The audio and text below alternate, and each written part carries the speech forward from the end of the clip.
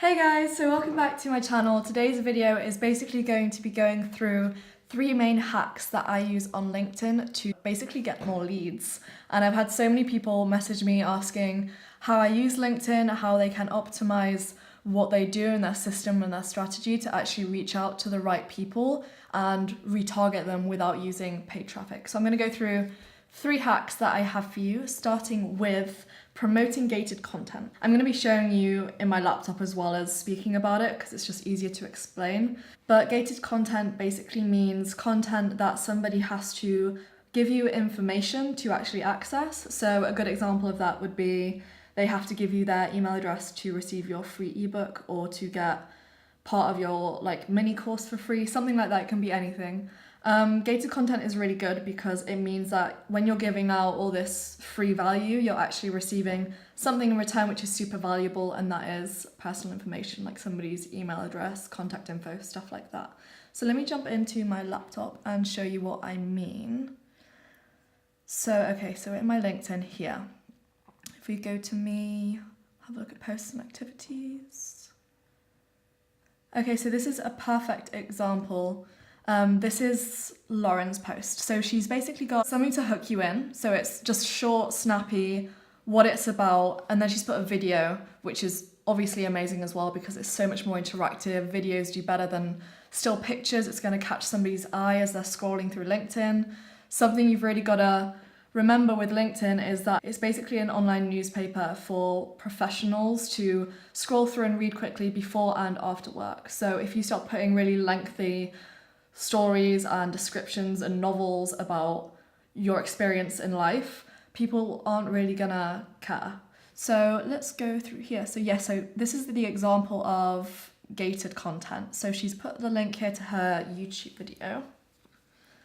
So this starts, and then if you should be here. So for example here, let's have a look what this is.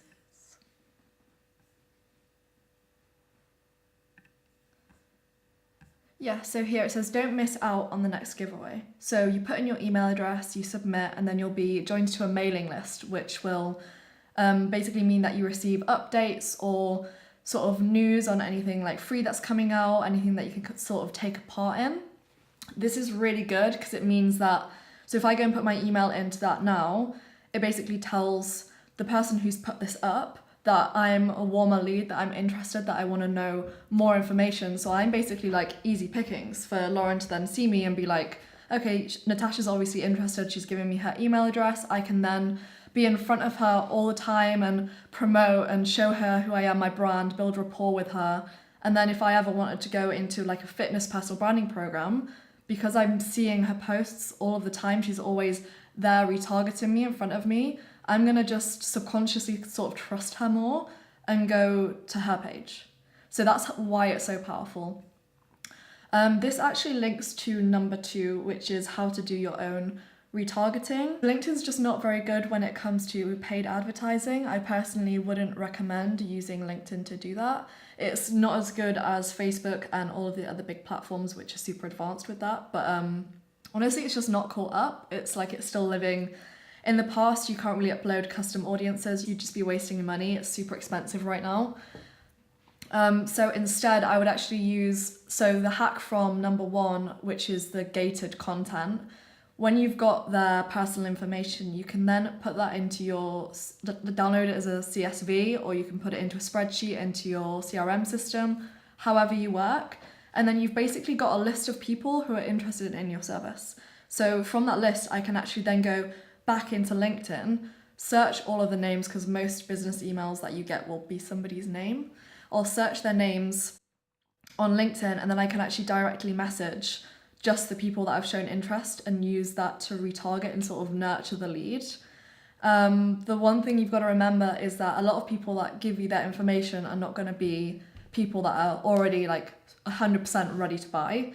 Maybe half of them don't want anything. Like, that's just normal. You've just got to use that to have them there. They're going to be more likely to buy than people that didn't give you their email address. So you've got them there and you can sort of nurture the lead, and then over time, when it comes to the point when they are ready to buy, they're probably going to buy it from you if you've been retargeting them with your content, with your private messages, trying to give them value, like get stuff in response. You can build a relationship with them. Like LinkedIn is for networking, so you can't go in and start hard selling people because they're just used to it. They'll see it as spam. They will just unfollow you, block you, whatever. You need to approach it in a professional, friendly way, and it's more of a long sell than a, hey, buy my services.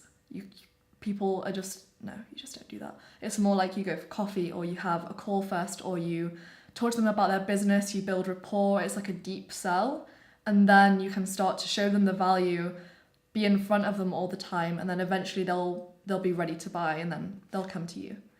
Okay, what was the last one? So number 3 is to join LinkedIn groups. So I will show you where to find them. If you go here, groups.